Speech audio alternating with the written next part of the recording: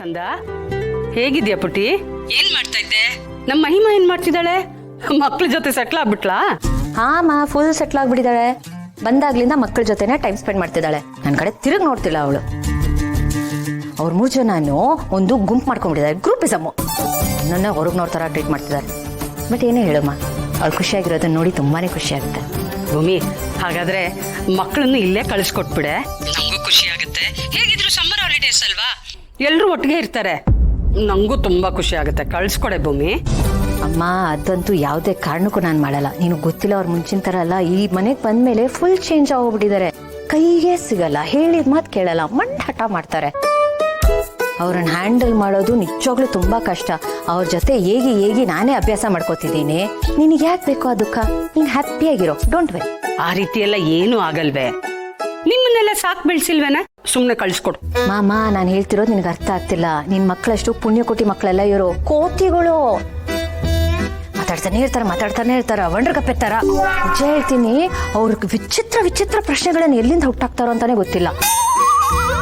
ಅಪ್ಪ, ಅದಕ್ಕಂತೂ ಉತ್ತರ ಕೊಡಕ್ಕೆ ಸಾಧ್ಯ ಆಗಲ್ಲ. ತಲೆ ಸಿಡ್ದೋಗುತ್ತೆ ಗೊತ್ತಾ. ನೋಡು, ನಾನಿರೋ ಟೆನ್ಷನ್ ನಿನಗ್ ಬೇಡ. ನಾನು ಅವ್ರನ್ನ ಕಳಿಸ್ಕೊಡಲ್ಲ ಅಷ್ಟೇ. ಸುಮ್ನೆ ಇರೆ. ನೀವೇನ್ ಚಿಕ್ಕ ವಯಸ್ಸಲ್ಲಿ ತುಂಬಾ ಪುಣ್ಯ ಕೋಟಿಗಳ ತರ ಇರ್ಲಿಲ್ಲ, ಕೋತಿಗಳಾಗಿದ್ರಿ. ಬಾಲ ಒಂದಿರ್ಲಿಲ್ಲ ಅಷ್ಟೇ. ಆ ಥರದ್ದು ಏನಿರಲಿಲ್ಲ. ಏನು ಚಿಕ್ಕ ಮಕ್ಕಳು ಸ್ವಲ್ಪ ತುಂಟಾಟ ಮಾಡ್ತಿದ್ವಿ ಅಷ್ಟೇ. ಇವ್ರ ಥರ ಏನಿರಲಿಲ್ಲ. ನಾವು ಕೋತಿಗಳು. ನಿಜವಾಗ್ಲೂ ಬೇರೆ ಲೆವೆಲ್ ಅಮ್ಮ ಇವ್ರು ಮಾಡೋ ಕಿತ್ತಾಟಗಳು ಹಿಂಗಿರುತ್ತೆ ಅಂದರೆ ನನಗೊಂದೊಂದ್ಸಲ ಸಿಟ್ಟಿಡ್ದೋಗ್ಬಿಡುತ್ತೆ.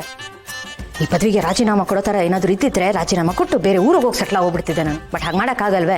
ನೋಡು, ನನ್ನ ದುಃಖ ನಂದು, ನಾನು ನೋಡ್ಕೋತೀನಿ. ನೀನು ಆರಾಮಾಗಿರು. ನಿನ್ಗಿದು ಯಾವುದು ಬೇಡ. ಅದು ಸರಿನೇ ಅನ್ನು. ನಿನ್ ತಮ್ಮ ನಿನ್ ತಂಗಿನ ನೀನೇ ನೋಡ್ಕೋತಾ ಇದ್ದೆ.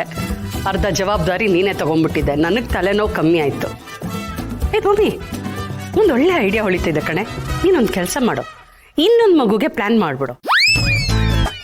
ಆ ಪಾಪು ಬಂದ ತಕ್ಷಣ ಇವರಿಬ್ರು ಆ ಪಾಪನ್ ನೋಡ್ಕೊಳ್ಳೋದ್ರಲ್ಲಿ ಬ್ಯುಸಿ ಆಗ್ಬಿಡ್ತಾರೆ. ಆಗ ನಿನ್ ತಲೆನೋವು ಕಮ್ಮಿ ಆಗುತ್ತೆ. ಏನಂತೀಯ? ಮಾ, ಇವ್ರನ್ನೇ ಹ್ಯಾಂಡಲ್ ಮಾಡೋಕ್ಕಾಗ್ತಿಲ್ಲ, ಇದರಲ್ಲಿ ಇನ್ನೊಂದು ಮಾಡ್ಕೋಬೇಕು ಅಂತ. ಏನು ಮಾತಾಡ್ತೀಯ ಅಂತ ನಿಂಗೆ ಅರ್ಥ ಆಗ್ತಿದ್ಯಾ? ಇದು ಯಾವ ಸೀಮೆ ಸಲಹೆ ಅಂದ್ರೆ? ಒಳ್ಳೆ ಸಲಹೆ ಕಣೆ.